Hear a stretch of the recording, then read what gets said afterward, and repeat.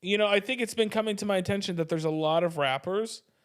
They don't write, dude. They Google dope beat, buy it for $9.99, and then put some bars over it and claim it as their own. What lazy pieces of...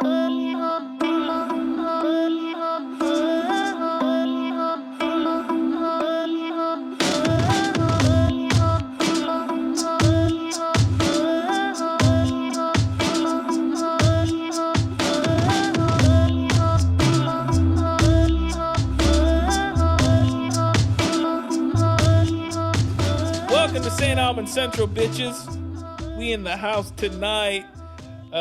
Today, I decided just to shit talk rap. Okay? Let's talk about rap. Do I like rap? Yeah, I do. Do I respect rap? Barely. Let me tell you why, okay? It's like a love-hate relationship, okay? Like, I'm a musical artist, okay? But I'm also a musician. So, I write all my songs. From verse, from instrumentation, lyrics, melody, all of it. Sometimes I'll have a co-writer come in, and fill in some gaps. So, rappers, I think it's been coming to my attention that there's a lot of rappers. They don't write shit, dude. They Google dope beat, buy it for $9.99, and then put some bars over it and claim it as their own. What lazy pieces of shit, dude. Fuck them all, dude. Yeah. Fuck all the rappers. It's like, it's crazy. It's so hard for me to understand that people actually do this. Like, they take someone else's work and then present it as their own, But, I mean, if they're paying for it, right? $10? Hey, whose team you on here, hey, dude? Who pays the bills? Who pays the bills? Hey, capitalism, baby. Well, it's like, it's the same thing. It's just like, it's just like repackaging. It's a weird thing. And of course, I'm being silly, okay? Before that one fucking idiot loses his brain on the internet, dude. I'm just talking shit because it's fun. But I think rappers are lazy. I think they're a little bit lazy, because they don't write their own shit, dude. Some of them do. I think Mac Miller, he was very super involved in a lot of stuff. But Jay-Z. Did he do Dirt Off Your Shoulders? Say it ain't so. No, he didn't. He walked in, and I think it was Timbaland was like, hey, I got this beat. And then Jay-Z's in the corner. Into it, dude. And then he does Dirt on His Shoulders. He wrote barely half of that song, dude. Jay-Z's lazy. All of them, all the rappers are lazy, dude. If you're a rapper and you buy your beats, you're a lazy piece of dog shit, dude. Yeah. Yeah. Thanks for listening, everybody. No, it's crazy. Yeah, I because I think our friend Nick D, who's a friend of the podcast. Yeah. Maybe one day. But he was talking about how he writes in one day he'll write 3 songs. And I'm just like, how do you do that? But what I think he does is buys a lot of pre-made stuff and then writes lyrics and melody over it. He might add Splice as a website where you can pull samples and stuff like that. So he might add some stuff to it. But I've been thinking a lot about doing it as an experiment. So buying a few pre-made beats, pre-made instrumentations, and then writing lyrics and melody. Because, as much shit as I talk about What if you love it, though? What if you fall in love with that process?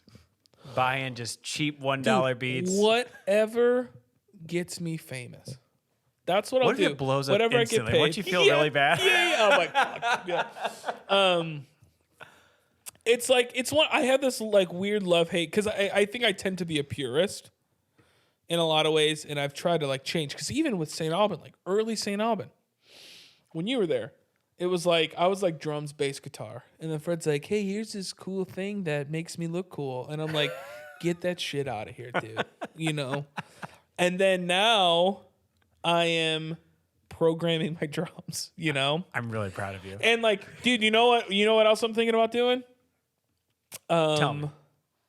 Getting rid of my amps Stop. and buying pedals. Stop. Absolutely. Just a little Line 6 pod. No, not like Keep in that. your Like pocket. there's a pedal called like the Joyo American. It's just like it's an amp emulator, you know. And then do that, and then when I do bass, do like the Tech 21, the Sans amp or something like that. Who am I? I don't even know who I am. But it begs I the used question. to throw eggs at old men like that in Guitar Center. Just that would only have the little pedals. Oh yeah. You're tell old. you could tell that statement was from early 2000s because nobody would waste an egg in this economy. But this is the thing. Do you like is buying pre-made songs or beats cheating? Because it's like it's a weird thing because it's like it's half of the song. Half of the song is an instrumentation. Even though I think technically from a law perspective, a song is lyrics and melody. Oh, interesting. I believe so. When you copyright is lyrics and melody. But it feels like it's cheating. You know what it kind of feels like? It does feel feels cheating. like an audiobook. You know? Like Yes. it's Yes. way better to if you like you want to feel the book and read it and then I Yeah. read it, but then you listen to it. You don't read it. You know? You feel like it's just not as the best thing that the art. I don't know. It feels like a gray area for me. Yeah. But it's again like people like Nick D, dude. He's writing like 18 songs a week, you know? And That's wild. but he's got a career. He you know, I'm sure his bank account's nice. I'm sure a lot of these people like Connor Price. I mean even like big rappers, like people are just making all these beats for them. Do you think some will buy beats or samples and then get like an idea from it after buying it Sure. and just re-record it like in their own way? Sure, I think so. I think like because I was on like BeatStars and like you can buy a beat for like cheap. There's like different things. There's like you can get a beat for free, but other people can Use use it it. as well. You can do leases. You can like lease a beat, like yearly fee, or you can buy the exclusive rights, which is more expensive. But Which one does it's- Jay-Z do? Jay-Z, dude, he just prints money. That's what Jay-Z does. But no, it's crazy to me. I never even like. Cause like when I was listening to like people like him, like Nick D and like all these other people, they're writing all these songs. I'm like, how do you write songs so fast? You know? But I was like, oh, if somebody was pre-making stuff for me, and then I just had to write lyrics and melody or fill in a couple things here, I could write a song a day. What do you start with when you're When I putting down a write song? Yeah. it Is it depends. A different? lot of it is some sort of melody lately, and I'll just record the melody in like my voice note, and then kind of just go from there. It's like a hook or something, and then I kind of build around it. I'm trying to be more efficient in songwriting, just like 2.5 minute songs, just Yeah. like verse chorus. Like, cause I'm always just like, dude, like I want to reinvent because I'm an artist, you know. I want to reinvent the wheel. I want to do something like no one's ever heard before, but just like. Tried and true, verse, chorus. You know, that's what people want. You know, don't bore us. Get to the chorus. You know? But yeah, it feels like it's cheating. I don't think it's cheating. I mean, I think you could, it all depends on like what your goal is, right? You could say that it's way more efficient. You know? Yeah, if it helps you over that hump, like if you're just trying to come up with an idea and you're like, I just need some beats behind Yeah. this one thing. Because Yeah. I think about it like I'm really bad at songwriting, but there's times where I've come up with a melody and I'm like, I'm going to go through the GarageBand like robot drummers and just get some ideas for one. And I'll just pick some like shitty, just 4-bar, like, Yep. you know, rock beat. It's like, it's on my computer. I didn't technically make it, but Yep. it's there, and it's a placeholder for the the time being. So I'm just curious if people like Nick D, if they're using it as like a placeholder just to get the rest of the idea down. I'm sure it's both, but like I think there's just a lot of artists who aren't musicians. That too. Like Yeah. they under like Michael Jackson, I think is famous for not being a musician. He couldn't play, but he understood the concept of music. He could explain to people like, yeah, but it needs to go like da da da da da da, or whatever. But so like you don't have to play an instrument to be a musician or to be an artist, But there's a lot of artists that like they can either just sing or they can rap, but they can't play an instrument, which is it's so weird to me. It's so hard for me to comprehend that, That is strange. Like I can't imagine. That's like a tattoo artist without tattoos. You'd be like, what are you talking about? Yeah, here? kinda. I feel like you'd have to have some channel to, like, if you were a good singer, especially or a lyricist, like how do you put that down somewhere? How do you play along? Like, surely piano or like even the recorder. But dude, it's just like Splice is a great thing. I use Slate Digital. There's all these samples, and like I could probably give me an hour, I could make a dope ass loop. Hell yeah. You just drag some samples in there, put some 808s in, get some hats and snare and kick, and you're like, it's Gucci, Yeah, there's so much at our disposal nowadays. It's insane, Yeah. It's like the digital age. But yeah, I think you can, like, as much shit that I talk about people who buy pre-made stuff, I think it's way more efficient. It's way more agree. efficient. It's already made. All I have to do is write lyrics and melody. Because I think lyrics and melody are the easiest. Dang, I would say the opposite. Maybe. I don't know. I like making beats or like bass lines or rhythm lines, like seems like the simplest part of the process for me. But then like I am absolutely horrible at writing lyrics and melodies. Like I've tried songs in the past and it's just either the cheesiest crap I've ever written or it makes zero sense. Well, I guess the reason why I think lyrics and melody are the hardest to write or the easiest to write is because the instrumentation, like, is already made. I see. So you're like, So as it's far as, the lyrics and melody are based off something. Then for me, a lot of times, the instrumentation is based off nothing. all the backing stuff that And I'm just like supports it. slowly piecing it together. I But see, now that it's makes like, sense. okay, there's 70% of the song, and then now I'm gonna just write lyrics and melody. That's a good point because know? it's like you have the melody, it's locked in, it's not really changing like once you've made a certain decision. Yeah. But there's always room for like maybe I could add like a little glittery synthy Yep. thing here. Like I'll add And another bass line here. That's the hard thing too. It's just like, and like I think that's the art of it. Yeah. It's just like, when are you done?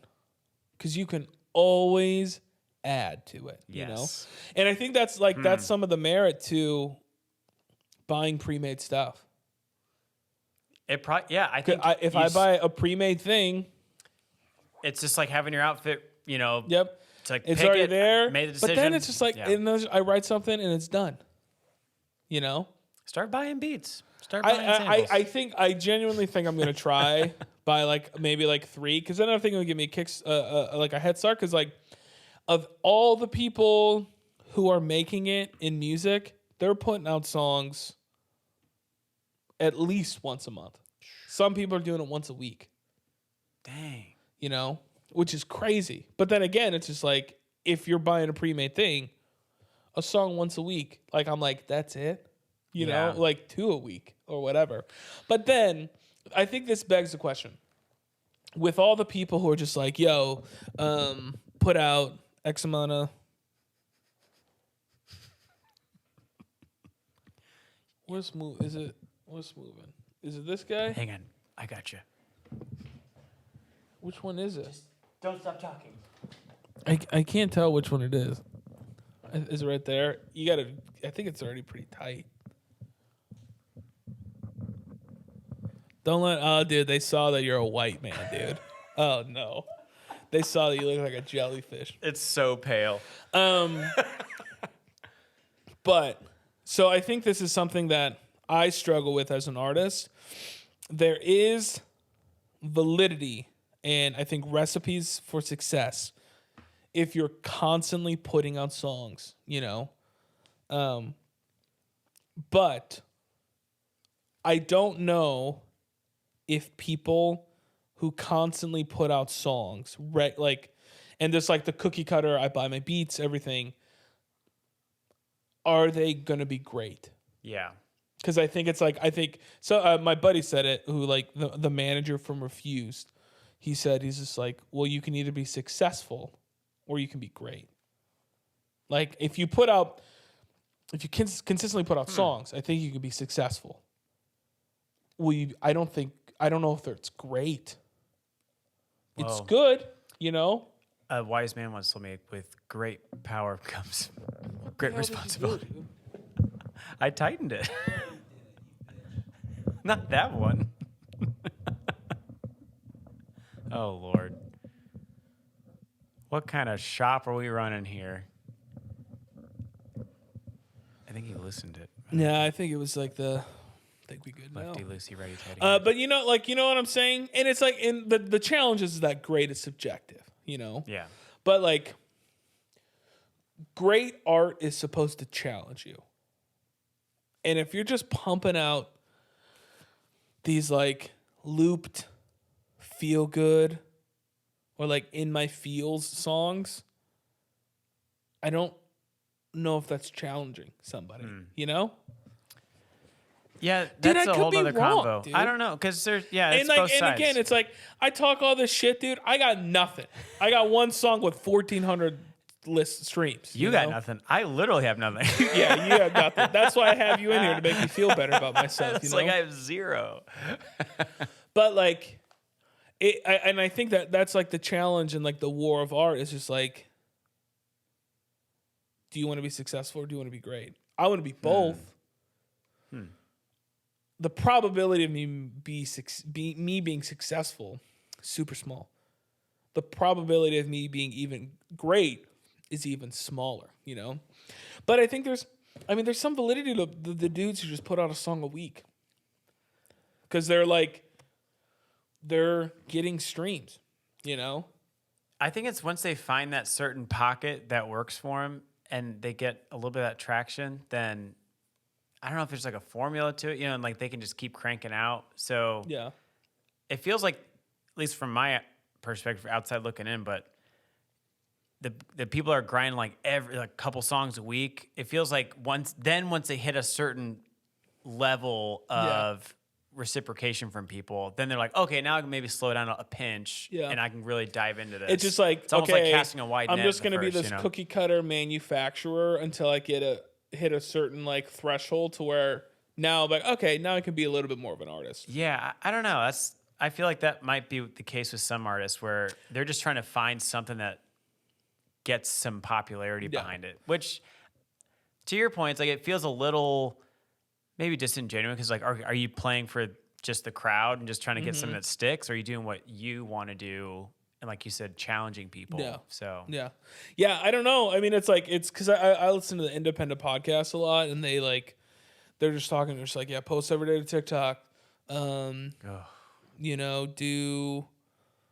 Do a song every 2 weeks or something like that. And I'm just like, I think there's so much good to what they're saying, and I think they tend to focus more on, this is how you be successful in business, in the music business.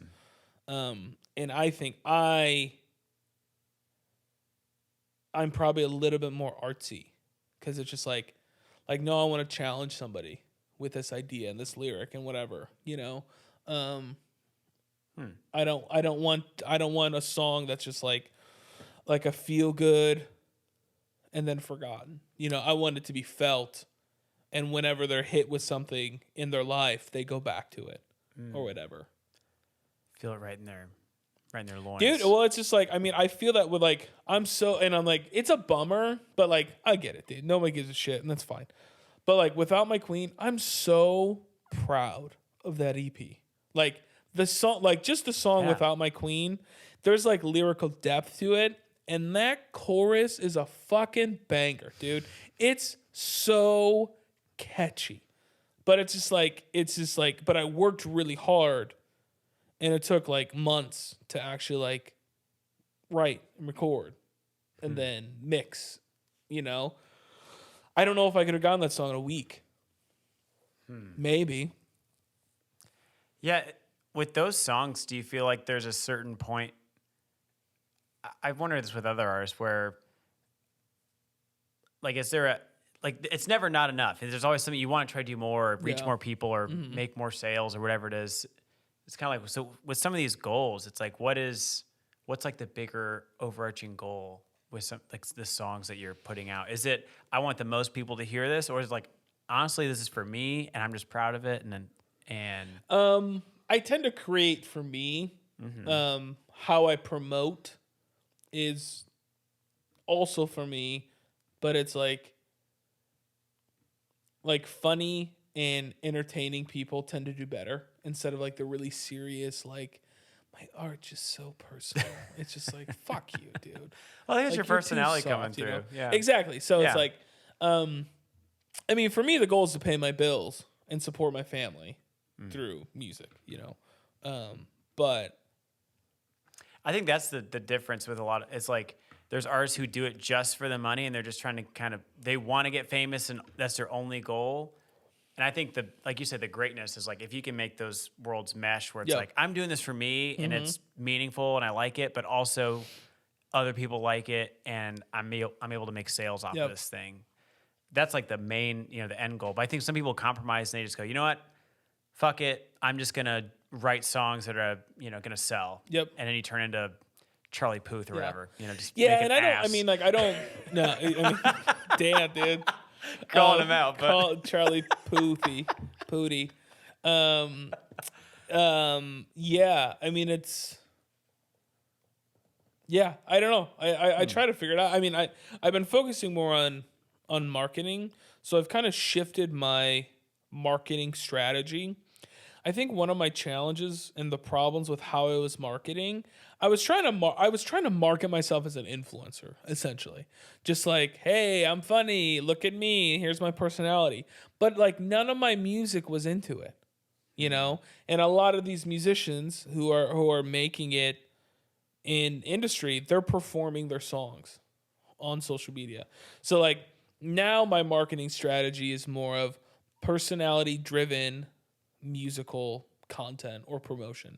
So it's me singing a clip from my song with me talking in between, or like my personality coming out, you know? And then the supplemental stuff will be like, maybe like I've kind of separated the podcast a little bit from I have like their own like handles. But I might post some, like, if I have like a funny musical thing in the podcast, I'll post that. But most of, like, 80% of it's probably going to be me singing or performing my songs. In all these different ways. Because, like, a lot of independent podcasts, they're just talking about, like, yo, like, yeah, I did 20 videos for this one song. And I was just like, oh, wow. And I was like, I don't think I've ever performed any of my, like, anything in videos, you know? So my whole music marketing strategy has shifted. And I'm trying to be a little bit more niche and a little more hyper-focused as much as possible. And I think it's been helping. I don't know. Because the reality is, like, no one's going to listen to my song. So I have to, like, perform it and sing it for people. So you're saying, like, before you were just like, hey, look at me. Also, I have music you can check out. Yes, it was more like, hey, go listen to my song. Hey, go listen to my song. And now it's like, fuck it, dude. Put the song out there I'm first. not going to ask anybody for anything. I'm just going to sing without my queen. Yeah. And I'll have some funny banter. Or, like, I'll go out in the woods, you know, naked. And I'll sing, Where Did I Go Wrong? Now, that seems like it's for you. That one's for daddy. That one's for my OnlyFans, you know? But, yeah, that seems to be my strategy. People seem to... It seems to actually be kind of working. Like, when I look at my analytics, every time I post a video of me singing a certain song, my Spotify analytics for that song go up a little bit. So it does seem to be working, even though it's like minimal. But like all it takes is one video to go viral. Yes. And then all of a sudden I got 10,000 streams from that song. And once one gets a little bit of traction, then like you were saying in some other episodes, like you have that content to fall back on, and people can go through and enjoy other content you already have. Versus like it's always wild to me when I see someone who has like an account and it's like their first 5 videos is like a viral video. Yeah. And then it's just like, how do they, like they'll get like 1 million followers in like 2 days. Yeah. And I'm like, that sounds like horrible to me. Like how I wouldn't even know what to do. I would just get so deadlocked. Daddy's ready. Well, you're ready because but you're in the process. Sure. I used to have people who like set up their phone like in their bathroom, and then it's like overnight. It's like, what do you do? Yep. Yeah, it's a weird thing, and that's like one thing I'm curious for a lot of these musical artists who are making it today. How much of their success today is based on early adoption versus today? Oh, I post a video every day. Yeah, I think it's probably early adoption because I think the golden age of TikTok in terms of organic reach, I don't know if it's over, but it's waning. I would agree. For sure. It's getting very saturated. It's super saturated. Like, everybody and their mom is trying to make it on there, and companies are all over it now too. It's once the corporations get into it, it's fucked. Yeah. But that's what I'm thinking. I'm like, I think a lot of people's success was based on early adoption. Yeah. Now, it's not to say that it won't be you still shouldn't try or whatever, but like, Gary Vee's just like, everybody, you should post 6 to 15 pieces of content a day on every single platform. What the? Which is crazy, but I think he's right, That depends on the content. I think about people who are like just talking heads, and it's like, yeah, of course you can just make 6 videos like in your car, like, talking about something, but musicians, like artists. I think musicians can. Yeah. Like, yeah, I think you sing your song like 6 times. Okay, so Without My Queen, 5 songs? 6 songs. 6 songs. I could sing all 6 songs. Yeah, I could take a day, sing 6 songs in 3 different places. And then I can take 10 clips from each one of those. That's true.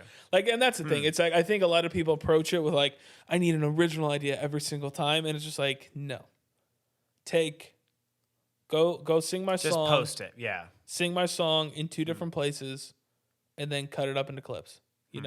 Like that Rate My Song idea. Oh, yeah. If I have a 4-minute video, all I need to do is take one interaction. And like that 4-minute video could be 20 something clips, You need to do that one. Yeah, no, I will.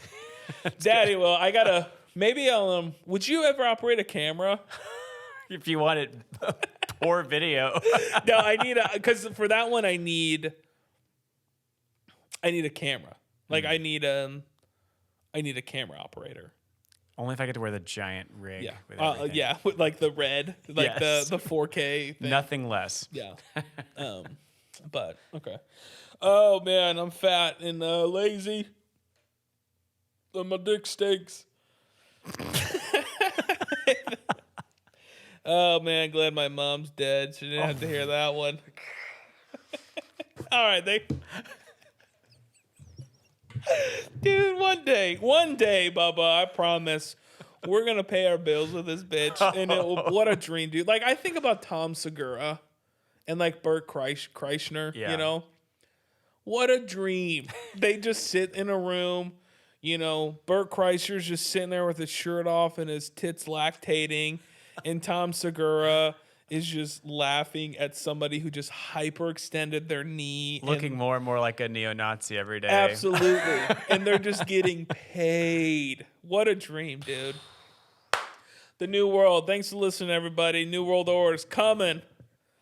Ooh. Oh, my God. I'm not associated with this podcast. Oh, man. We're all going to die. Who gives a fuck?